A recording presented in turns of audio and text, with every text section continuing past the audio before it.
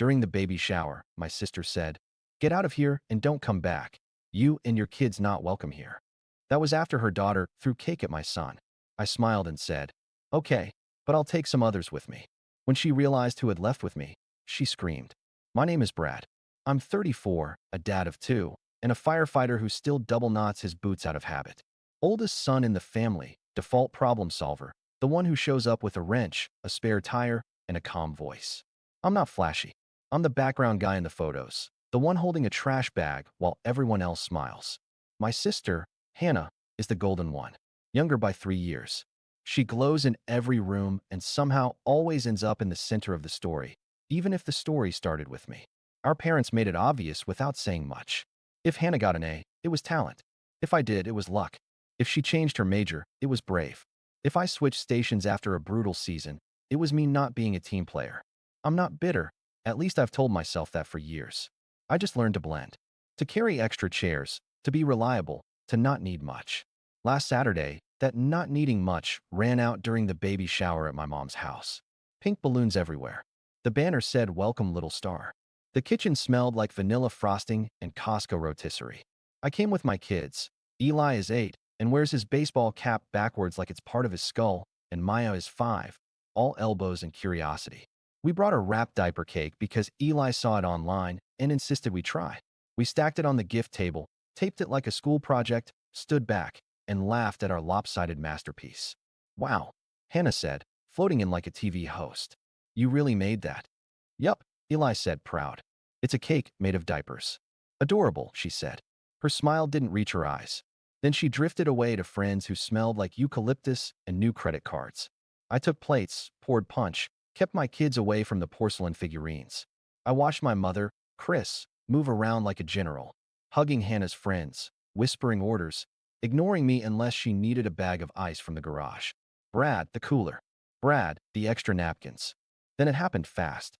Someone yelled, "Cake time." Everyone crowded the dining room. A tall, perfect frosting tower with a tiny plastic moon on top. Hannah's daughter, Ava, 6, precise ponytail. Hannah's eyes stood on a chair to see better. Eli moved closer. He's shorter and quiet. He just wanted a better view. Ava squinted at him and said, "Don't push." He hadn't. "It's fine," I said gently. "Lots of room." The first slice went to Hannah to feed the bump. Everyone cheered. Eli leaned on his toes to watch the knife glide through. Then Ava grabbed a fistful of cake, turned, and launched it at Eli's chest. A smack of frosting, a stunned silence, and my son's face folding into that tight, hot breath look kids get right before they cry. "Hey," I said, stepping forward. "Ava, that's not." Hannah's voice cut the air. "Brad, control your kid." "My kid didn't do anything." "You always say that." She gestured like a judge. "You and your kids bring chaos. Get out of here and don't come back. You and your kids, just go. You're not welcome here." The room held its breath. Eli wiped frosting off his shirt with slow, shaking hands. Maya pressed into my leg. I waited for Mom to say something, anything. She didn't. She was watching everyone else, reading the room like a PR person. I felt something click inside me. Not anger. Something more clean. I smiled. Not big, just enough to say I heard every word. "Okay," I said, "but I'll take some others with me." Hannah laughed. "Who would leave with you?" I looked around. I saw who was already shifting, who had their keys in hand, who had been quietly waiting for someone to give them permission. I didn't ask them then. I just picked up Maya, took Eli's hand, and we walked to the door through that narrow path people make when they don't want to be touched. The first trigger had been pulled. Everything after would feel inevitable. It didn't start with cake. It started years ago with small favors that turned into bills with due dates and interest. I joined the department at 22. My first real fire took out a kitchen and half a roof. We pulled a teenager from a smoke-cloud hallway, carried him down 2 flights, and I shook for an hour after we cleared. The captain said the shaking meant I was still human. I went home to my studio apartment that smelled like laundry detergent and heat dust, sat on the floor, and stared at my boots. I'd never been more certain of anything. Around the same time, Hannah was bouncing through internships in marketing. Our parents threw her a party every time she changed jobs. "She's exploring," Mom would say. When I passed probation, I got a "finally" and a reminder to bring chairs to the next barbecue. The money part started simple. Hannah called late one night. "My car's making a scraping noise." "Where are you?" I asked. "Old Town. If I drive slow, it's fine." I drove across the city, found her idling with a wheel barely hanging on. We waited 2 hours for a tow, my hoodie around her shoulders. She was scrolling the whole time. Can you cover it? She said softly when the guy quoted the repair. How much? 800. I'll pay you back Friday. She never did. When I brought it up, she laughed. Oh my God, you're keeping a spreadsheet? You're so dramatic. Then Mom's call. Your father's back went out. We need help with the deck. And the medical bills for that MRI. How much? I asked. Just a couple hundred to float us. It became a rhythm. Payday, then a call. I'd tell myself it was temporary. I started picking up over time. Holiday shifts nobody wanted. I stopped buying coffee out and packed cold pasta in a plastic container that stained orange. When I met Elise, my ex, we were both tired people who made each other laugh. We married fast because the world felt urgent. The kids came, and everything reordered itself.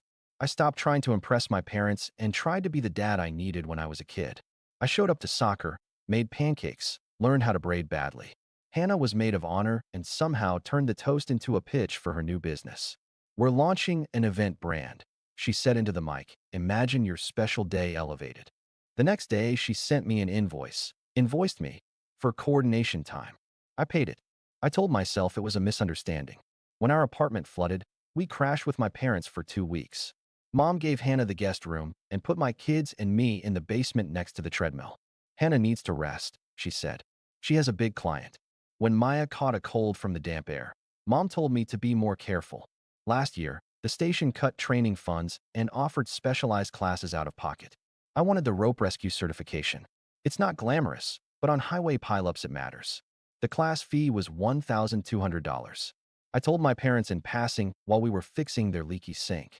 Mom said, maybe that money would be better used helping family. Hannah's business is scaling. Cash is tight. You can get your little certificate later. Little certificate. I almost said something. I swallowed it. The requests kept coming in the form of guilt. Brad, you always know a guy. Translation, pay for it. Brad, can you put it on your card? We'll settle up when the refund comes. Translation, there is no refund. Brad, you're so responsible. Translation, you won't say no. Elise and I split 2 years ago. It was civil. Schedules and exhaustion had stretched us thin, and neither of us wanted to be cruel. We co-parent well. The kids are with me 60% of the time. My station rotates, so we juggle. I don't complain. I like making dinner and doing the bedtime pilgrimage of one more story. Money-wise, I wasn't drowning, but I was ankle-deep in everyone else's water. I carried a running tally in my head I hated myself for keeping. The car repair, the phone bill I temporarily added to my plan, the interest on Dad's credit card I paid off to stop the calls, the deposit on Hannah's pop-up experience, because the venue required a firefighter to sign an occupancy form, and wouldn't it look weird if you didn't support me? I gave Elise the full picture one night after the kids were asleep. She listened, then asked the question I'd been avoiding. And what does Brad get? Peace, I said. She shook her head. No, you get emptier.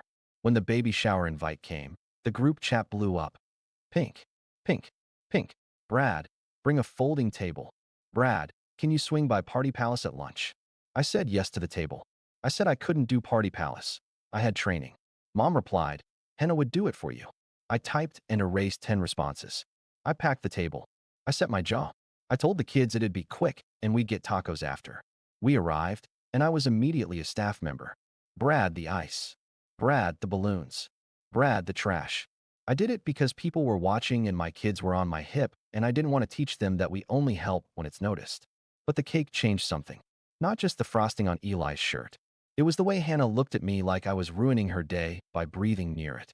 It was Mom's silence, the way she scanned the room for allies before choosing a side. It was Ava's carelessness, which isn't her fault because kids don't invent hierarchies. They learn them. When Hannah said, you and your kids aren't welcome, she was saying the quiet part loud.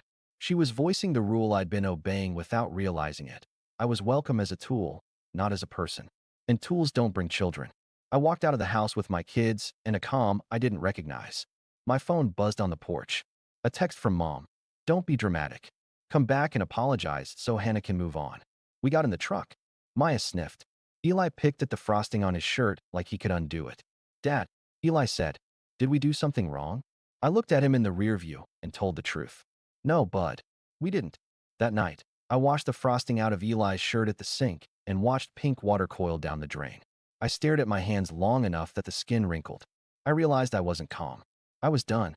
The next morning, my phone was full of messages.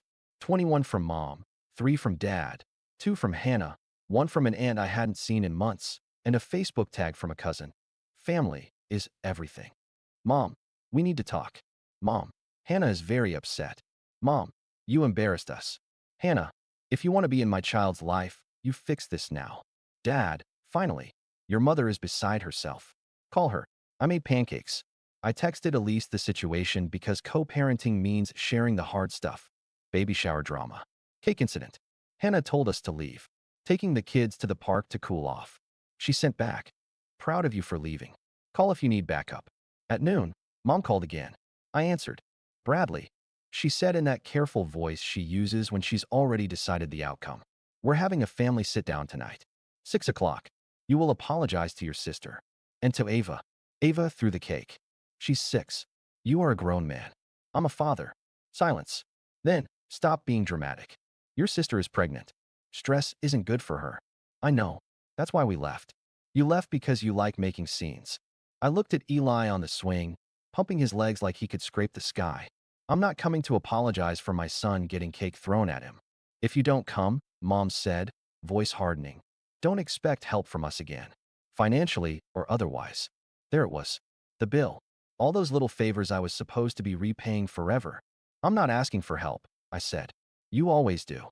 I thought of the roof I patched, the cards I paid, the tire rotations, the deposits, the invoices I swallowed because family. No, I said quietly. I always give it. She scoffed. Brad, don't rewrite history. I won't, I said. I'll write a new chapter. At 5:55, I parked on their street. Elise offered to take the kids, but Eli wanted to come. I want to tell Ava I didn't push her, he said. I shook my head. This isn't for you. Elise took them for ice cream. I walked up alone. They were waiting in the living room like a tribunal. Mom on the edge of the couch, Dad with that folded arms look that means he'll speak once to echo whatever Mom says. Hannah perched like a poster for maternity fashion. Ava sat cross-legged, tablet glow on her face. Mom started. We are a family that apologizes. Great, I said. I'll wait. Hannah rolled her eyes. God, Brad. Ava, I said gently. Did you throw cake at Eli? Ava glanced at Hannah. It was an accident. You scooped it and threw it, I said, still calm. That's not an accident. Don't interrogate a child, Mom snapped. I'm asking for honesty. Dad cleared his throat. You upset your sister in her condition. I took a breath. I'm not here to fight. I'm here to set boundaries. Hannah snorted. Here we go. I looked at each of them. I'm not the fixer anymore. I won't pay your bills. I won't drop everything. I won't let my kids be treated like props or problems. If there's an emergency, a real one, call 911. Otherwise, handle it. Mom's eyes flashed. Don't threaten us. This isn't a threat. I kept my voice even. This isn't about revenge. This is about closure. Hannah leaned forward. Closure for what? For you not being the favorite. For me pretending that didn't hurt, I said. For letting you use me because it was easier than saying no. That ends now. Fine, Mom said, standing. Then understand the consequences. She pulled a folder from the coffee table like she'd rehearsed this moment. Since you brought up money, there are totals. She slid a paper across. We keep records. I glanced down. A neat list of dinners, holidays, support during marriage, utilities from the basement stay, all inflated and highlighted. A sum at the bottom that would make a good down payment on a house. You want me to pay you for parenting? I asked. We're asking you, Mom said, to recognize what we've done for you. To balance the scales after everything you've taken. I laughed once. Everything I've taken? Hannah crossed her legs. If you won't apologize or pay, then stay away until you're ready to be part of the family again. Okay, I said. Mom blinked. Okay, what? Okay, I'll stay away. The room went very still. They expected a negotiation. They expected me to beg or bargain. Instead, I took my old house key from my key ring and set it on the table. I'll send you an itemized list of what I've covered over the years. You can keep your list. We'll call it even. You don't have proof, Mom said. I don't need it, I said. I need peace. Hannah stood. Get out. I was already planning on it. As I reached the door, I added one more boundary because sometimes the most useful tool I own is a sentence. Don't contact my kids without going through me or Elise. Any messages to them will be blocked. You can't do that, Mom hissed. I can, I said, and I am. I left. My hands didn't shake. I felt taller in a way that had nothing to do with posture. The call started immediately. 37 missed by morning. If a number didn't leave a voicemail, I didn't call back. The voicemail stacked in a little staircase of manipulation. Mom, we can't believe you're taking things this far. Mom, later, your sister is crying. Is that what you wanted? Shame on you. Dad, you embarrassed your mother. Hannah, you will regret this. Then they pivoted to logistics, like I'd broken a contract. Mom texted, return the folding table. I bought it 10 years ago. Then, the ladder in the garage is your father's. It wasn't. Then, we expect a written apology to Ava. I blocked her for an hour just to breathe. I made a spreadsheet, not to shove in their faces, but to steal back reality from the fog. Line items. $800 tire/wheel repair, Hannah. $312 phone plan add-on for 6 months, Hannah. $1,900 dad's card payoff to stop 26.99% interest. $450 deposit on pop-up event venue. $600 plumber when mom didn't want to wait 2 days. $1,200 rope rescue class I didn't take because guilt. Next to each, a date. Next to some, a memory I wanted to remember if I ever started doubting myself. She laughed and called you dramatic. He said you're a good son. She promised Friday. I hit SUM. The number made my stomach drop. I closed the laptop and went outside to the little patch of yard I keep purposeful. A grill. 2 folding chairs. A tomato plant that stubbornly survives kids' soccer balls. I called Elise. Are you okay? She asked. I'm not spiraling, I said. Which feels new. Good. She paused. What do you need? Space, I said. And tacos. We kept our schedule. I took the kids to school, drilled smoke alarm escape plans into their heads in a way that felt playful. We made a poster for family fire safety and stuck it on the fridge. I went to shift, and I lifted more than usual, like pushing iron could squeeze out old habits. Hannah posted on Instagram, a carousel titled Family Over Everything, featuring her bump, Ava kissing it, mom lighting a candle, dad holding a pink onesie. The caption, when people show you who they are, believe them. Protecting my peace for my baby girl. I stopped myself from reading the comments, but caught a few. So strong. Cut off the negativity. Mom's first. 2 days later, my aunt, dad's younger sister, called from a number I didn't recognize. I left the shower with you, she said without preamble. You didn't see me. I took your side. I blinked. You did. I did, she said. And so did your cousin Matt and his wife. They're tired of Hannah's production. Your mom is furious at me. That's fine. I have my own house. I sat on the back steps and let that settle. Thank you. Don't thank me, she said. Just keep your boundary. That night, I got screenshots. A family group chat, one I'd been in, now renamed without me, planning a consequence.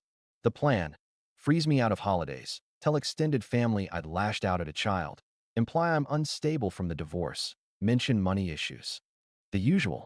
I didn't engage. I wrote a single message to the wider family, not the curated inner circle. Hey, I won't be attending family functions for the foreseeable future. Please contact me directly if you need anything urgent.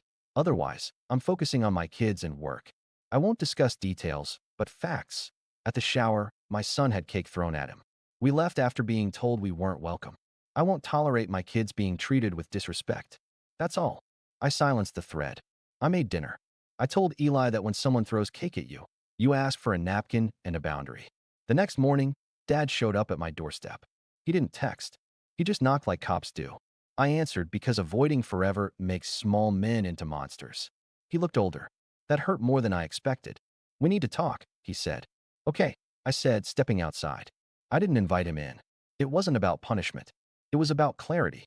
You've upset your mother, he began. I'm not a thermostat for her feelings, I said. She can regulate. He frowned. You're being cruel. I'm being specific, I said. I won't apologize for my son getting humiliated. I won't fund Hannah's life. I won't pretend. He shifted. You owe us. For what? Raising you, he said, like he'd practiced. I nodded once. Okay, if that's the math you want to do, let's do all of it. I pulled my phone out and scrolled to the spreadsheet. Here's what I covered in the last 10 years. I read a few lines. He stopped me at Dad's credit card. He stared at the porch rail. We never asked you to keep track, he said quietly. You didn't have to. The bank did. He blew out a breath. Your mother won't bend. You know that. I'm not a contortionist. He almost smiled. You were always a smartass. The smile faded. She wants to know if you'll still co-sign for Hannah's business line. They need leverage for a new lease. I laughed, a short sound with no humor. That's a no. Brad. No, I said. If they ask again, the answer will be no again. He rubbed his jaw. Then this will get ugly. It's already ugly, I said. I'm just not looking away anymore. He left without shaking my hand. I watched him go and felt 16 and 34 at the same time. Over the next week, the temperature dropped. My mother sent one last message. Until you apologize, you're cut off. I stared at it. Then I laughed because I finally understood. You can't cut off someone who stopped drinking from your well. People drifted. My cousin who always needed a couch stopped needing mine. An uncle who wanted me to take a look at the water heater booked a plumber. A family friend who assumed free babysitting for just 3 hours found a teenager down the street.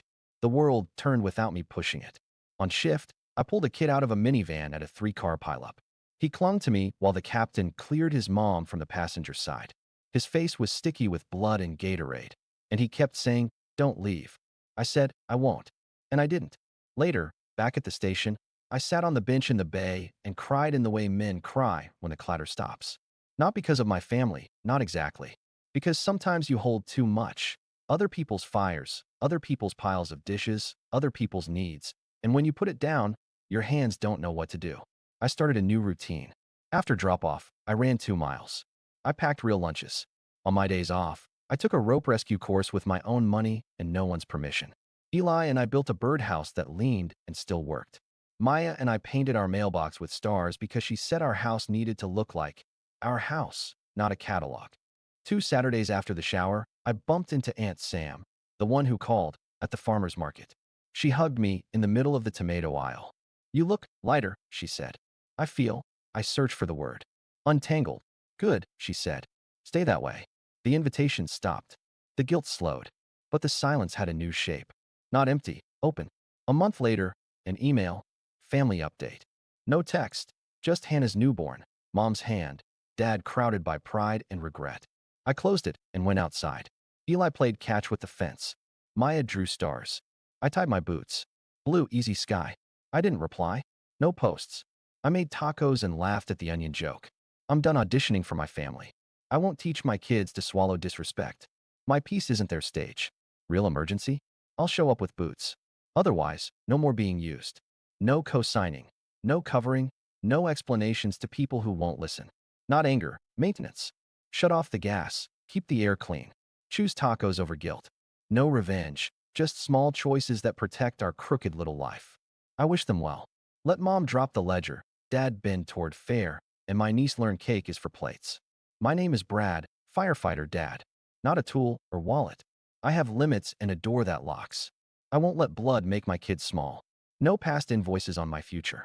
I'm not returning to a table where love means debt. I've got my own table. Quiet at last.